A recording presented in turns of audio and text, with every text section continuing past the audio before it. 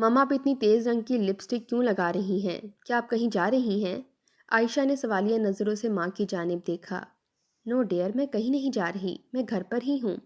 آصفہ بیگم نے مسکارے کا آخری کوڈ لگا کر بڑی ہی شان سے دوپٹہ گلے میں ڈالا اور اپنی شخصیت کا معائنہ ایسے کیا جیسے آئینے کے سامنے واقعی کسی ملک کی ملکہ کھڑی ہو۔ ماما جب آپ کہیں نہیں جا رہی تو پھر کیوں اتنا بند سنور رہی ہیں؟ عائشہ کا لہجہ زج کر دینے والا تھا۔ او نو، تم بھی نا بالکل اپنے باپ پر چلی گئی ہو۔ اگر میں گھر میں ہوں تو کیا میں بند سنور نہیں سکتی؟ ضروری ہے کہ تیار ہو کر باہر ہی جایا جائے؟ آصفہ بیگم نے غصے سے عائشہ کی جانب دیکھا۔ اس کے گلابی گالوں کی سفید رنگت کچھ سرخی مائل ہو چکی تھی۔ یقیناً اسے بہت غصہ آ رہا تھا، مگر ماما میری دوستوں کی امیاں تو گھر میں ایسے تیار ہو کر نہیں رہتی۔ اس نے ایک شکوہ کنہ نظروں سے ماں کی جانب دیکھا۔ تو تم اپر کلاس کی فیملیز میں دوستی کرو نا، اب تم نے مڈل کلاس فیملیز میں دوستیاں کر رکھی ہیں۔ ظاہر ہے درجن بچے سنبھالنے اور کچن میں کام کرنے والی عورتوں کے پاس کہاں اتنا ٹائم ہوگا کہ وہ بنے سورے۔ آصفہ بیگم نے اپنے غصے پر قابو پاتے ہوئے جواب دیا، ورنہ ان کا بس نہیں چل رہا تھا کہ ایک زور کا تھپڑ عائشہ کے گال پر رسید کر دے۔ لیکن ماما مجھے پرابلم کسی اور بات سے ہے، عائشہ نے سختی سے کہا۔ شاید وہ اصل مدعا جاننا چاہ رہی تھی۔ کیا مطلب؟ آصفہ بیگم نے شولڈر کے بالوں کو کلپ کی مدد سے جوڑے کی شکل دینے کی کوشش کی۔ جب بابا تبلیغی دوروں سے واپس آتے ہیں تو تب آپ کیوں سادگی کے لبادے میں ان سے ملتی ہیں؟ آپ اس وقت کیوں نہیں بنتی سنورتی؟ حالانکہ شوہر کے لیے تیار ہونے کا حق ہر بیوی کو ہے۔ پھر بابا کی موجودگی میں آپ کیوں اتنا تنگ ہوتی ہیں؟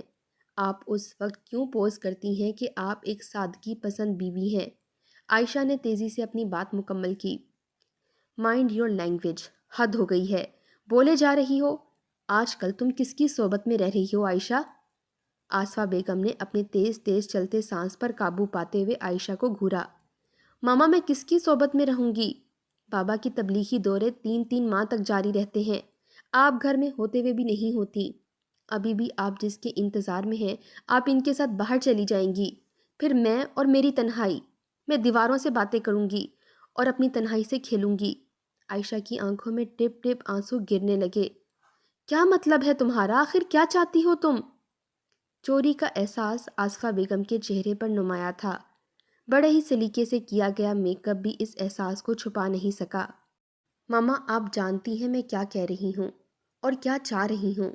عائشہ نے دونوں ہاتھوں کی انگلیوں سے کھیلتے ہوئے ایک نظر ماں کو دیکھا اور پھر بیڈ شیٹ پر انگلی کی مدد سے دائرے بنانے لگی۔ تم اتنی بڑی ہو گئی ہو؟ لہجہ سوالیہ تھا۔ جی، عائشہ نے ٹکا سا جواب دیا۔ آخر کیا چاہ رہی ہو؟ آصفہ بیگم نے تھوڑی پر انگلی رکھ کر اس کا چہرہ اوپر اٹھایا۔ ماما آپ ندیم صاحب سے کیوں ملتی ہیں؟ لہجہ زوردار اور کاٹ کھانے والا تھا۔ آواز اتنی بھاری اور تیز تھی کہ ایک پل کے لیے آصفہ بیگم بھی کانپ اٹھیں۔ ان کو سمجھ نہیں آ رہا تھا کہ وہ کیا جواب دیں، جبکہ ان کے سامنے بیٹھی عائشہ جواب طلب نظروں سے انہیں دیکھ رہی تھی۔ بتائیے ماما، ندیم صاحب کون ہیں؟ کیوں روز روز وہ ہمارے گھر آتے ہیں؟ آپ ان کے آنے سے قبل کیوں اتنا تیار ہوتی ہیں اور پھر ان کے ساتھ آپ کہاں چلی جاتی ہیں؟ یک کے بعد دیگرے سوالوں کی بچھاڑ عائشہ کرتی گئی اور وہ بھاری سر لیے بیڈ کی پشت سے ٹیک لگا کر بیٹھ گئیں۔ سنو عائشہ، اب ایک لفظ نہیں کہو گی تم۔ اس سے پہلے کہ میرا بی پی شوٹ کر جائے تم یہاں سے دفع ہو جاؤ، نکل جاؤ میرے کمرے سے۔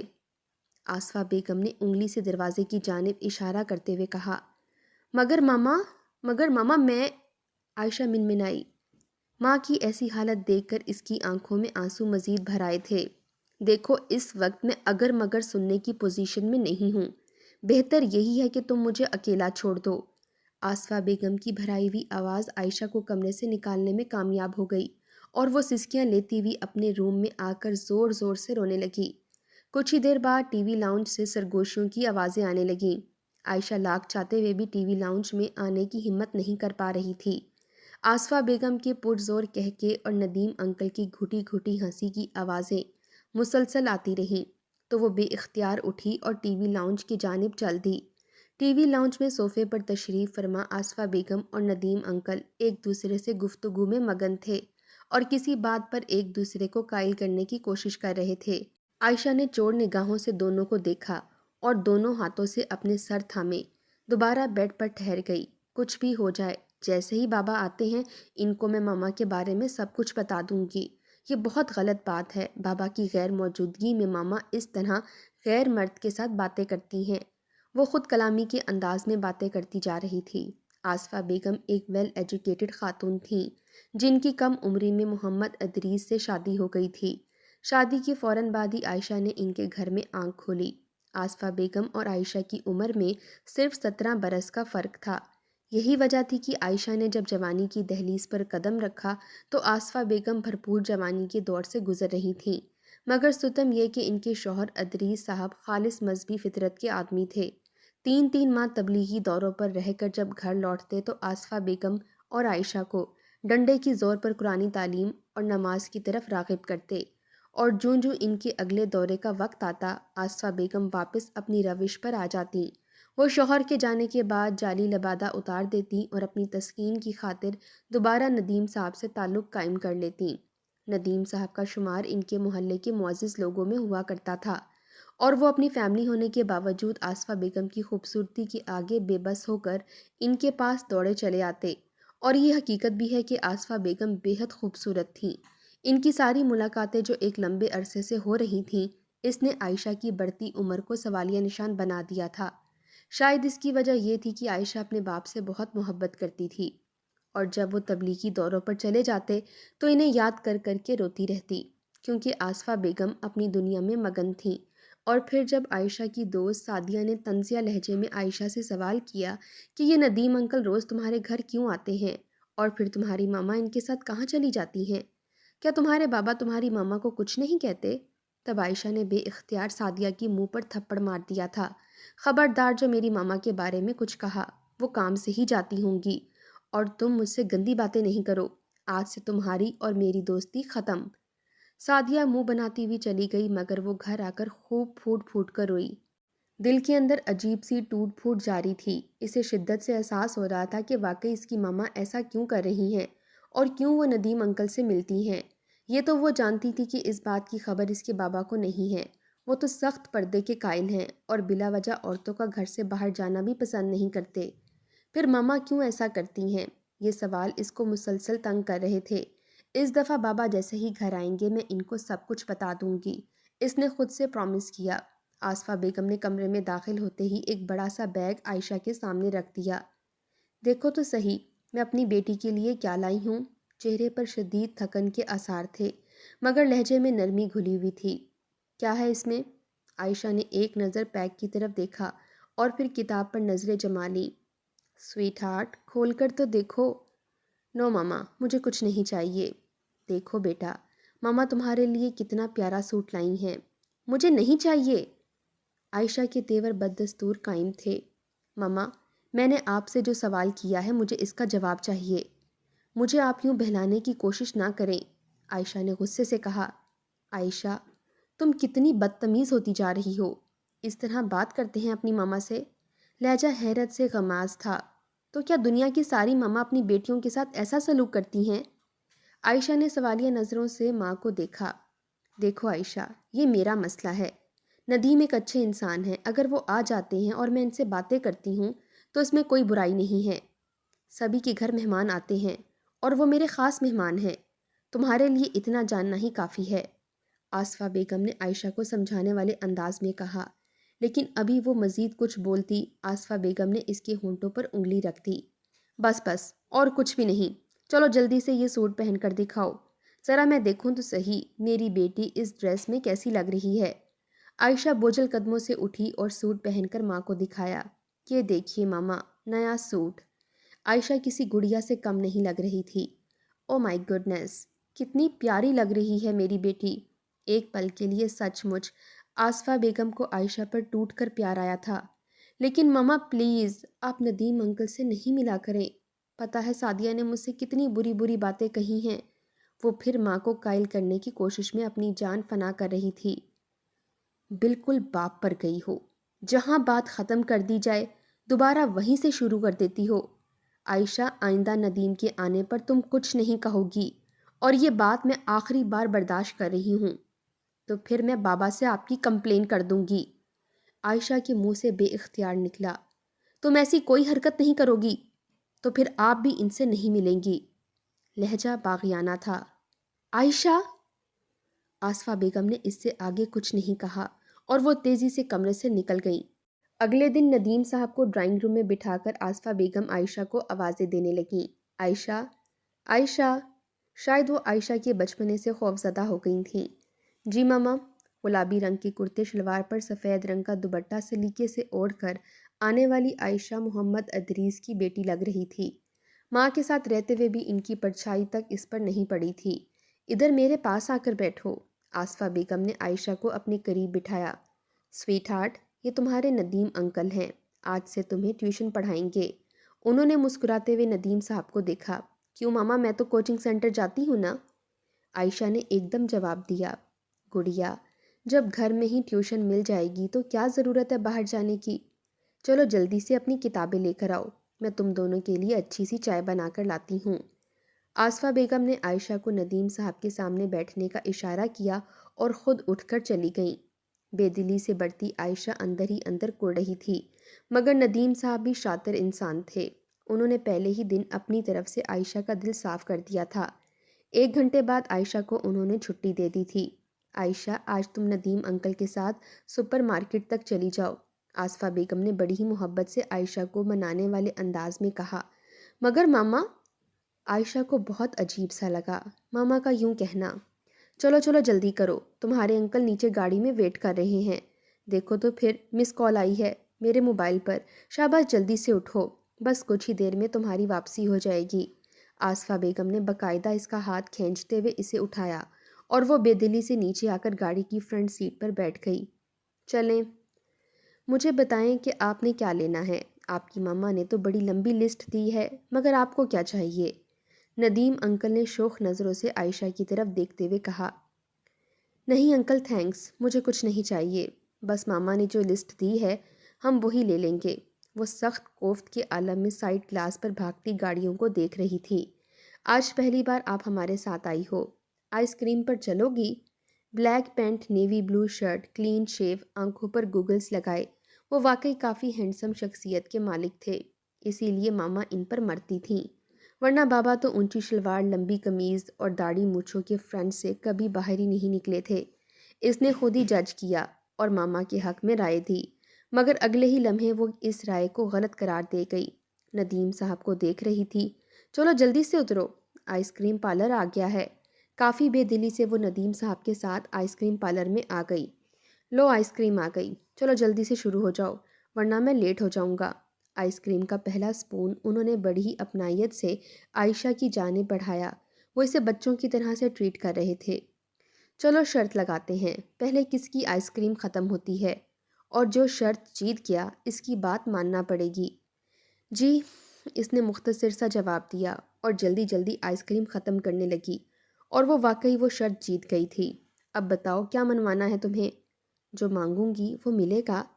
لہجہ کافی گھمبیر تھا۔ کیا واقعی؟ جو میں کہوں گی وہ آپ مان لیں گے؟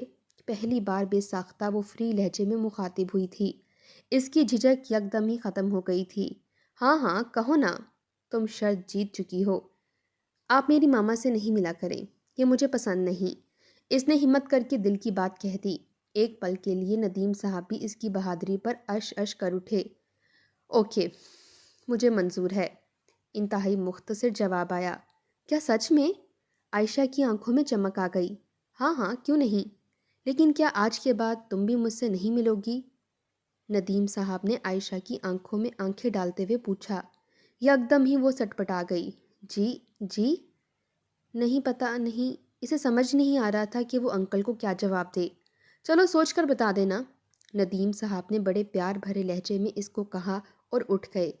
مین گیٹ پر گاڑی روکتے ہی ندیم صاحب نے اسے سامان سے بھرا بیگ پکڑایا اور ساتھ ہی اسے خوش رہنے کی تلقین کی، کیونکہ بقول ان کے اس کے اندر 70 سالہ بڑھیا سانس لے رہی ہے۔ کیا آپ اوپر نہیں آئیں گے؟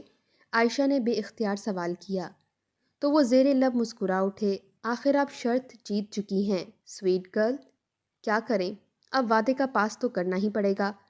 او ہاں، وہ سامان لے کر اوپر بھاگ گئی اور بیگ ماما کو تھما کر اپنے کمرے میں آئی، اور پھر اتنی دیر تک وہ اس انجانی خوشی کو محسوس کرتی رہی۔ بے ترتیب دھڑکنوں کو ترتیب دیتی رہی۔ باہر سے ماما کی آواز آتی رہی۔ اس بات کو 1 ہفتہ گزر گیا تھا۔ آصفہ بیگم کا مزاج بہتر تھا، مگر عائشہ کو اندر ہی اندر تڑپا رہا تھا۔ ندیم انکل واقعی اچھے انسان ہیں، اگر وہ گھر آ جاتے ہیں تو اس میں کوئی برائی نہیں۔ میں خود ہی سوری کر لیتی ہوں اور اپنی شرط واپس لے لیتی ہوں۔ ابھی وہ انہی سوچوں میں الجھی ہوئی تھی کہ آصفہ بیگم نے اسے آواز دی، عائشہ جلدی سے آ جاؤ، کھانا ٹھنڈا ہو رہا ہے۔ جی ماما، جی ماما کہہ کر وہ اٹھ گئی۔ کھانے کے دوران وہ مسلسل ماں کے چہرے کو پڑھنے کی کوشش کرتی رہی۔ بالآخر اس نے ماں سے پوچھ لیا کہ ماما ندیم انکل کا سیل نمبر چاہیے تھا۔ کیوں؟ حیرت کا تاثر چہرے پر واضح تھا۔ میں بات کرنا چاہتی ہوں، کتنے دن ہو گئے ہیں وہ آئے نہیں ہیں۔ عائشہ نے اپنی شرط والی بات چھپاتے ہوئے کہا۔ کہیں مصروف ہوں گے، اور پھر تمہیں تو وہ پسند بھی نہیں ہیں۔ آصفہ بیگم نے عائشہ کے چہرے کو غور سے دیکھتے ہوئے جواب دیا۔ ارے آپ دیں تو صحیح۔ وہ کھانا چھوڑ کر ایک دم کھڑی ہو گئی۔ اوکے بیٹا، میرے موبائل سے ہی بات کر لو، واجبی سا جواب دے کر آصفہ بیگم کچن میں آ گئیں، مگر تیر نشانے پر لگا تھا۔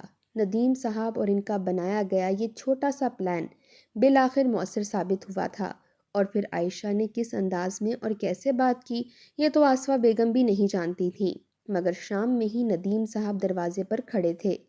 عائشہ کمرے میں چھپ چھپ کر جائزہ لے رہی تھی۔ ماں کے چہرے پر تو خوشی کچھ اور ہی نمایاں ہو گئی تھی۔ وہ آج بہت دنوں بعد خود کو پرسکون محسوس کر رہی تھی۔ عائشہ اب ندیم انکل سے کافی فرینک ہو چکی تھی۔ ایک دن ان کو بولا کہ مجھے آئس کریم کھلانے کیوں نہیں لے کر جاتے؟ وائی ناٹ، جلدی چلو، آئی ایم ریڈی۔ وہ فوراً ہی تیار ہو کر آ گئی۔ ماما میں انکل کے ساتھ جا رہی ہوں۔ انکل، ہم ماما کے لیے آئس کریم پیک کروا لیں گے، ٹھیک ہے نا؟ اس نے جوش کا مظاہرہ کرتے ہوئے ماں کو بتایا۔ ایک پل کو آصفہ بیگم کا چہرہ اتر گیا تھا، مگر یہ پلان انہی کا تو بنایا ہوا تھا۔ وہ خاموش ہو گئی۔ عائشہ ندیم صاحب کے ساتھ جا چکی تھی، مگر ادھر آصفہ بیگم کے دل میں ماں کی ممتا تڑپنے لگی تھی۔ عجب وسوسے اور اندیشے سانپ کی طرح ان کے سینے پر لوٹ رہے تھے۔ ایک پل کو پچھتاوا سانس لے رہا تھا، اور دوسرے ہی پل ندیم صاحب پر اندھا اعتبار انہیں دلاسے دے رہا تھا۔ عائشہ جب گھر لوٹی تو اس کے ہاتھ میں مختلف شاپنگ بیگز تھے۔ اتنی دیر لگا دی؟ انہوں نے عائشہ کو خود سے قریب کرتے ہوئے شکوہ کیا۔ ماما انکل مجھے شاپنگ کے لیے لے گئے تھے، دیکھیے تو کتنے خوبصورت سوٹ لائی ہوں۔ اور پھر وہ تیزی سے شاپنگ بیگ سے کپڑے نکال کر دکھاتی رہی۔ اس کے چہرے پر عجیب خوشی تھی۔ اس ساری شاپنگ میں آصفہ بیگم کے لیے کچھ بھی نہیں تھا۔ ان کا چہرہ مرجھا گیا۔ اب عائشہ اور ندیم صاحب کی دوستی بڑھنے لگی تھی۔ کالج سے واپسی پر ندیم صاحب عائشہ کو گھر ڈراپ کرتے، یا کوچنگ جانے کے لیے عائشہ انہیں کال کر دیتی، وہ اسے کوچنگ سینٹر چھوڑ کر گھر آ جاتے اور آصفہ بیگم کے ساتھ وقت گزارتے۔ وقت ایسے ہی گزر رہا تھا کہ اچانک جیسے کسی نے جھیل میں پتھر پھینک کر بڑے بڑے دائرے بنا دیے۔ محمد ادریس کی تبلیغی دوروں سے واپسی اگلے ہفتے ہو رہی تھی۔ آصفہ بیگم اب محتاط ہو چکی تھیں۔ ندیم صاحب کو بھی خبر جا چکی تھی۔ سب کچھ گزشتہ کئی سالوں کی طرح ہو رہا تھا۔ آصفہ بیگم واپس اپنے دائرۂ کار میں آ چکی تھی، مگر عائشہ کا حال برا تھا۔ ندیم انکل کا پیار، ان کا انداز، ان کی باتیں، ان کی تعریف کرنا، ان کے ساتھ گاڑی میں گھومنا، یہ سب کچھ وہ مس کر رہی تھی۔ اس بار بابا کے آنے سے اسے خاص خوشی بھی نہیں ہوئی تھی، بلکہ وہ عجیب چڑچڑے پن کا شکار تھی۔ محمد ادریس کے اگلے 2 ماہ بعد پھر کسی دورے کے لیے روانگی تھی، اور ان 2 ماہ میں عائشہ نے اپنی بے اختیاری کو ایک نیا رنگ دیا۔ وہ چھپ چھپ کر گھر سے باہر ندیم انکل سے ملنے لگی۔ گھر سے کوچنگ اور دوستوں کے گھر کا بہانہ کر کے عائشہ مختلف جگہ انکل کے ساتھ نظر آنے لگی۔ آصفہ بیگم اپنے بنائے گئے جال میں خود پھنسی جا رہی تھیں۔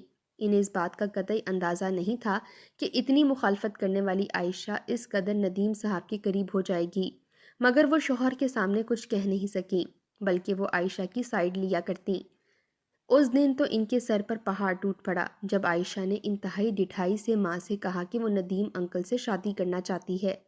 ایک پل کے لیے آصفہ بیگم سن ہو گئی تھیں۔ تمہارا دماغ تو ٹھیک ہے؟ کیا کہہ رہی ہو تم؟ ہوش میں تو ہو؟ وہ سر پیٹ رہی تھیں۔ ماما میں کوئی آپ کی طرح گناہ نہیں کر رہی، شادی کرنا چاہتی ہوں ان سے۔ لہجہ نفرت انگیز تھا۔ ہوش و حواس میں رہ کر بات کرو لڑکی، تمہاری زبان تمہارے قابو میں نہیں رہی۔ اب آصفہ بیگم غصے سے چیخیں۔ ماما رائے نہیں لے رہی، آپ کو فیصلہ سنا رہی ہوں۔ جب انکل دبئی سے آ جائیں گے تو ہم نکاح کر لیں گے۔ کیا ندیم دبئی جا رہا ہے؟ وہ زیر لب بڑبڑائی تھی۔ ماما میں یہی بات بابا سے بھی کروں گی اور امید ہے کہ آپ میرا ساتھ دیں گی۔ عائشہ نے ٹکا سا جواب دیا۔ تمہارا دماغ خراب ہو گیا ہے۔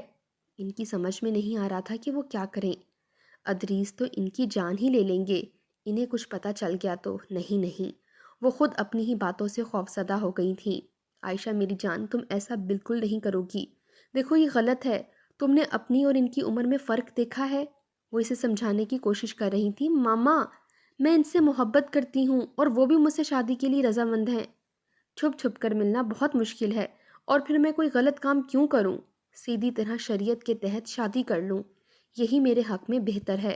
آپ فکر نہ کریں ماما، میں بابا سے خود بات کر لوں گی۔ عائشہ، وہ زور سے سسکی لیتے ہوئے چیخی تھیں۔ ماما آپ کو مجھ سے جیلسی تو نہیں ہو رہی؟ لہجہ طنزیہ تھا۔ عائشہ تم اپنی ماں سے کیسی باتیں کر رہی ہو؟ آصفہ بیگم نے آنسوؤں سے بھری نگاہیں عائشہ پر ڈالیں۔ ماما اب مزید مجھ سے کوئی فضول بات نہ کریں، میں اب اپنے کمرے میں جا رہی ہوں، پلیز مجھے تنگ مت کیجیے گا۔ عائشہ جا چکی تھی جبکہ آصفہ بیگم نیم بے ہوشی کی کیفیت سے اپنے کیے پر ماتم کر رہی تھی۔ اگلے ہفتے جیسے ہی ادریس صاحب گھر آئے، عائشہ نے انتہائی ڈٹھائی سے ساری بات بابا سے کہہ دی۔ ادریس کا غصہ اپنے عروج پر تھا۔ انہوں نے ایک نظر عائشہ کو دیکھا اور پھر اسے دھکا دیتے ہوئے آصفہ بیگم کے کمرے میں آ گئے۔ وہ آصفہ بیگم کو کوستے رہے، ان کو غلط تربیت کے طعنے دیتے رہے۔ دونوں کے درمیان لڑائی خوب زور و شور سے ہو رہی تھی۔ عائشہ کو اس پل بےحد غصہ آیا۔ وہ باپ کے سامنے گئی اور سب کچھ بتا دیا، اور یہ بھی بتا دیا کہ ندیم صاحب اور ماما کے آپس میں تعلقات بھی ہیں۔ یہ سنتے ہی محمد ادریس آپے سے باہر ہو گئے۔ اسی وقت آصفہ بیگم کو طلاق دے کر گھر سے باہر نکال دیا اور عائشہ کو ایک روم میں بند کر دیا۔ عائشہ کو سمجھ نہیں آ رہی تھی کہ وہ کیا کرے۔ اس کے وہم و گمان میں بھی نہیں تھا کہ بابا اتنا بڑا فیصلہ لے لیں گے۔ آصفہ بیگم باہر روڈ پر کھڑی دروازہ پیٹ رہی تھیں، لیکن کسی نے دروازہ نہیں کھولا۔ ندیم صاحب بھی ان کا فون نہیں اٹھا رہے تھے۔ وہ پاگل ہوئے جا رہی تھی کہ اب وہ کہاں جائیں۔ ان کا کوئی ٹھکانہ نہیں تھا، اور اپنے گھر کو آگ لگانے والی عورتوں کا ویسے بھی کوئی ٹھکانہ نہیں ہوتا۔ اگلی صبح محمد ادریس کی آنکھ کھلی تو عائشہ اپنے کمرے سے غائب تھی۔ وہ کھڑکی کے راستے گھر سے بھاگ چکی تھی۔ اسی شام وہ ندیم صاحب کے ساتھ نکاح کر کے دبئی روانہ ہو گئی۔ آصفہ بیگم اپنے ہی بنائے ہوئے جال میں بری طرح سے پھنس گئی تھیں۔ اب وہ اپنی زندگی کے آخری دن دارالامان میں گزار رہی ہیں۔